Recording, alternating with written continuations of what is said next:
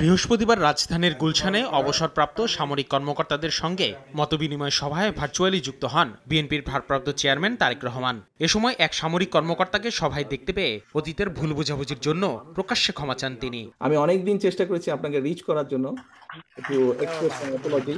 তারেক রহমান জানান, বেগম খালেদা জিয়া প্রধানমন্ত্রী থাকাকালীন বিএনপির এক কর্মসূচিতে ওই সামরিক কর্মকর্তার সঙ্গে তারেক রহমানের কিছুটা ভুল বোঝাবুঝি হয়। পরে এই কর্মকর্তার সঙ্গে একাধিকবার যোগাযোগের চেষ্টা করলেও ব্যর্থ হন তিনি। আপনার নিশ্চয়ই মনে আছে যে একটা মিছিল হয়েছিল একবার সেই পুরন ঢাকা থেকে আমিন বাজারে, এবং পুরো মিছিলটা আমি হেঁটে এসেছিলাম, আম্মাও ছিলেন সেই মিছিলে।